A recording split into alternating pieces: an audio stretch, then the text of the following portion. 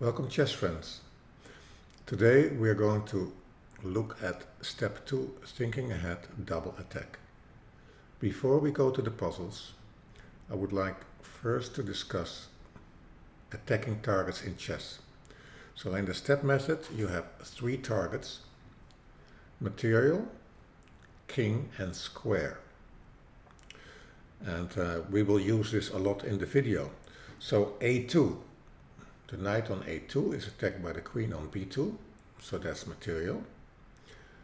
The king is in check, so the queen on b2 is attacking by checking the king. And white can mate by playing queen b8. So when we talk about attacking a square, it's always a mating square. And what I also would like to point out is that when you look at the knight on d2, it is one time defended by the queen on d3 and one time under attack by the bishop on h6. So the power balance is one attacker, one defender, which is 0, which means that it's comparable to an undefended piece. It's different when it's protected by a pawn, but in this case, when it's defended by a piece and it's attacked by a piece, you can say it is like an undefended piece, comparable. And for a lot of starting players, they don't have the same feeling when they see a piece that is one time defended and one time under attack and an undefended piece. But in this case, white can also win material with taking the knight on d2. So, step 2, thinking ahead. What is it about? Improving the board vision. So seeing the complete board and not 4 quadrants or not an island surrounded by a sea. You also practice naming the squares, and then of course it's about visualization. So a clear image of the target position, and then starting from the target position, understanding what the change in dynamics is in the position, how the function of pieces change, and how did the interplay between the pieces change. And then of course we have to do the calculation and evaluation in that position. So let's go to the first puzzle. Here we are, and as you can see, next to h1 there is a white dot, meaning white is to move, and the moves are given here: d takes c5 and then bishop takes c5. So if you want to get the most out of the video and you're a starting player, it would be very good to make it active training and to stop the video and do the exercises and not just watching. So if we apply those targets in this position, right, and many times when you are watching a video, for instance, of Nakamura, he's drawing a lot of arrows and marking a lot of squares. If you look to the undefended pieces here, you would note that this bishop is undefended. And when we look at the king, we can check the king with queen a4, right? So when you look and search for targets, you can see we have a check in the position and we have an undefended piece. And I think if you play a game, you could actually use this highlighting checks, undefended pieces and mating squares, and trying to find combinations like this. For a double attack we need 2 targets. So after d takes c5, bishop takes c5, what has changed in the dynamics of the position? Suddenly the 4th rank has become open, and after queen a4 we attack both the king on e8 and the bishop on g4, right? So if we play here queen a4, it's a double attack on the king on e8 and the bishop on g4. Let's go to the next one. In this position, white plays rook d1 and black plays rook takes c2. So let's do the same and highlight the undefended pieces. Does white have any checks in the position? No. What are the undefended pieces after rook d1, rook takes c2 on the black side? So we highlight them. We can see rook c8 is undefended and the rook took on c2.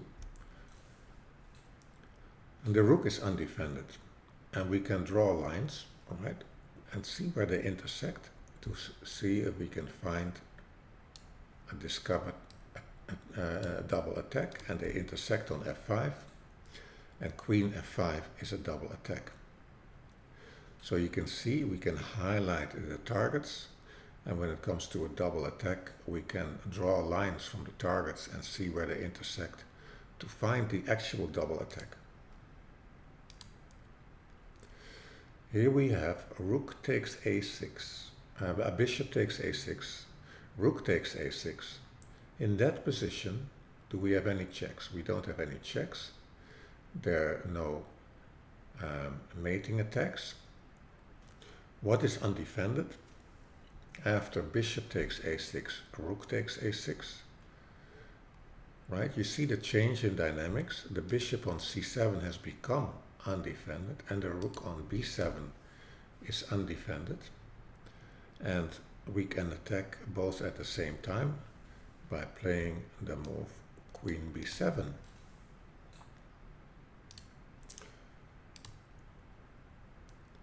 In this position we have queen takes a5, rook c1. White plays queen takes a5, rook takes to c1. Do we have any checks in the position? Well, because the rook moved to c1, the d2 square has become available. So for starting players it's very important that there is no residual image of a rook on c3, but that this diagonal of e1 to a5 has been cleared, and we can see that queen d2 is a check. So, right, we see the king is here a target because we can check the king on d2.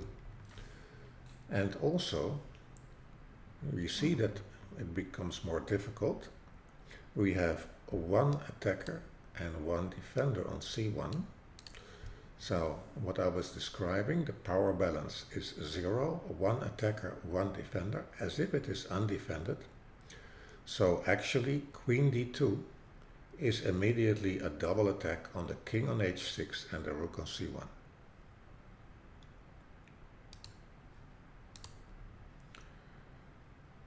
In this case, we have the knight. It is a very full board, right? We have the knight from a2 going to c3, and the queen takes on a3. Do you see any undefended pieces that can be a target?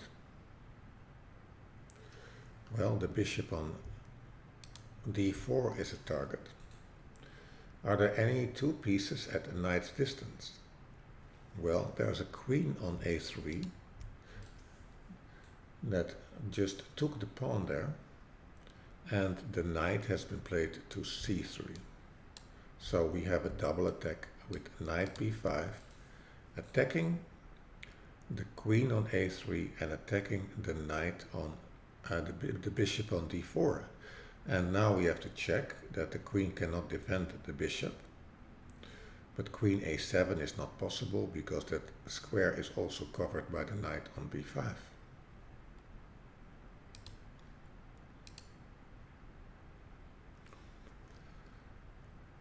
So in this case we have knight d4, rook c3. So this is a very interesting position.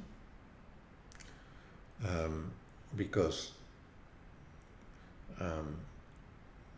we have two rooks that are undefended, one on d8 and one on c3, right? So if I would highlight that, one useful method to find a square that is a target is to say, if I can make two moves with the same color, can I find a mate? And then you would say, when you look at this position, right, that knight b5, knight c7 is made, and knight e6, knight c7 is made. So we have actually three targets. We have the square c7, which is a mating square.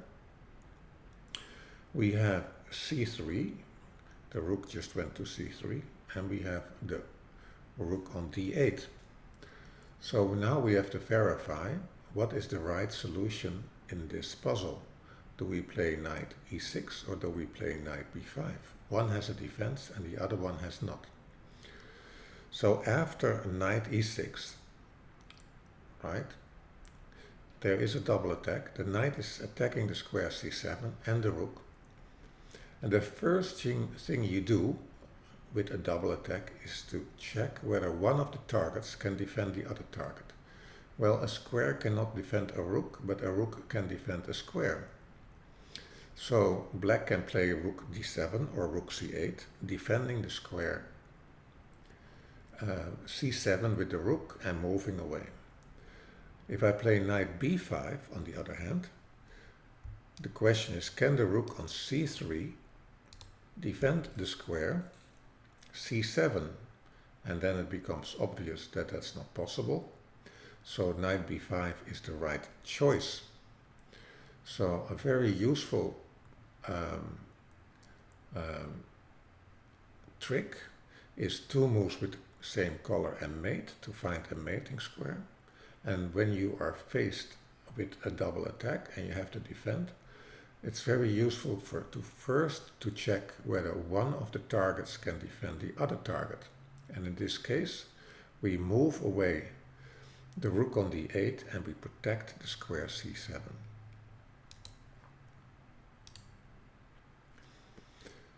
So in this case, d5, bishop takes d5.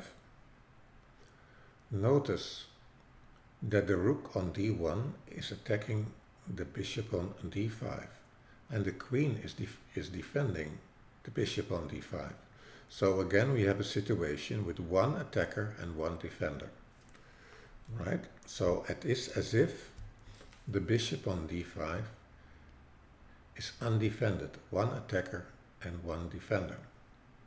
And now I'm going to ask you, if you would make two moves with the same color for white, can you find a mate?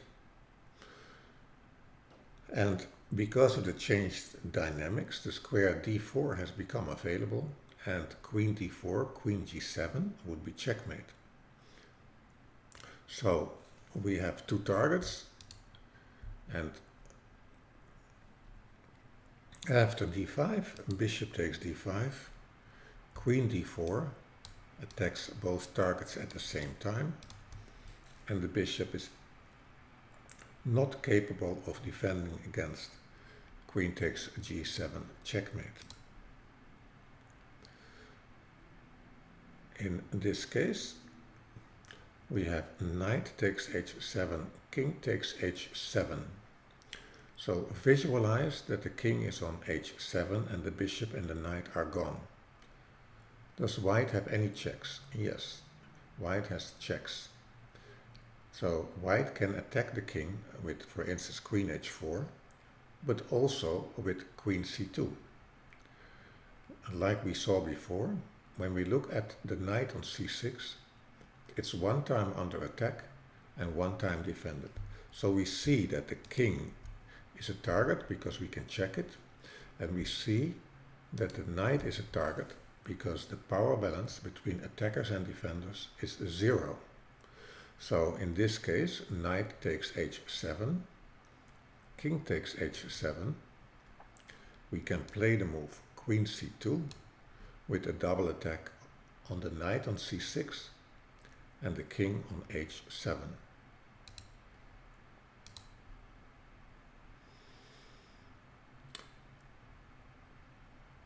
What's going on here?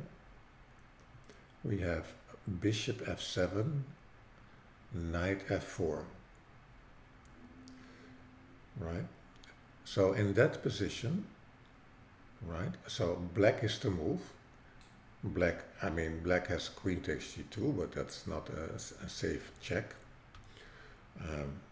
What are the undefended pieces on the white side after bishop f7, knight f4? And if you would highlight them, right, and I recommend that you start doing that in your online games, highlighting the targets. Now you start thinking like, okay, how can I attack those two targets, right? And I can attack them with queen e4, but that's not a safe move because there's a queen on b1 looking there. But I can also attack it with the rook, and I'm attacking the two squares. I'm attacking the two pieces, and that's the double attack that we are looking for. So we have seen double attack by the knight, the queen, and the rook. Knight c5, rook takes e5. Right, in that position we have we have a check, right? White has a check on d7, the rook on e5 is undefended, the rook on b4 is undefended, and the bishop on h3 is undefended. So we have to find a way to attack two of those targets. And you might of course say knight d7 attacks the king and the rook. But is it a safe move? And now it's important that there is no residual image of a rook on e6. And you can see that the bishop on h3 is defending that square because the rook on e6 is currently on e5. So it's very tempting to play knight d7, but the rook has moved, and suddenly the bishop on h3 is defending that square. And for a lot of players who start out, it's difficult also to see backward captures of the bishop. So that's a common mistake that can easily be made. So can we attack the two rooks? Yes, we can. Right, we can attack the two rooks by playing knight d3 with a double attack on the rook on e5 and the rook on b4.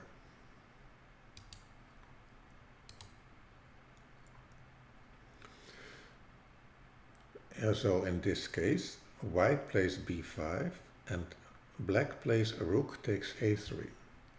So first realize that the rook on a3 is one time under attack and one time defended, right? The rook on a1 is attacking the rook on a3 and the queen on a8 is defending the rook on a3.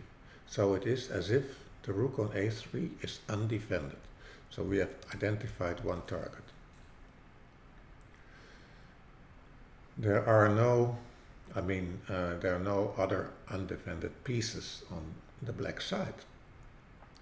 We can check the king with knight f6, but that's not safe. So is there a square? Is there a mating square?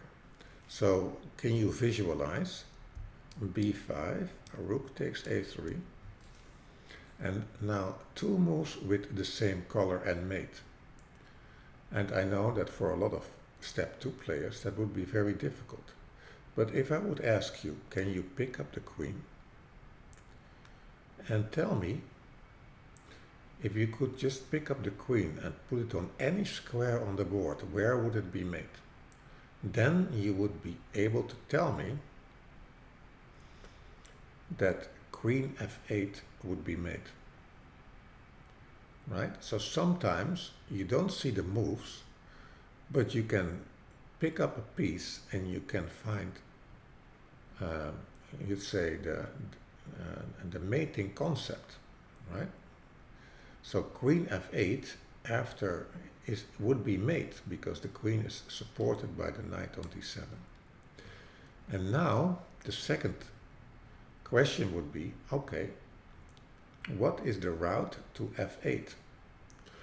Right? And it's like, so I have a target square now, and I have a3 as a target and f8 as a target, and suddenly it becomes very clear that queen b4 is a double attack on the rook, one time defended, one time under attack, and now two times under attack, and the square f8. And we found the square f8 by picking up the queen and figuring out the route to that square afterwards.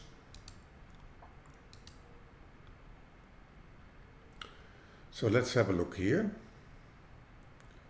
White plays queen f4 and black plays queen takes b2. So we have queen f4 and black plays queen takes b2, and it is white to move. So let's have let me highlight the moves, right?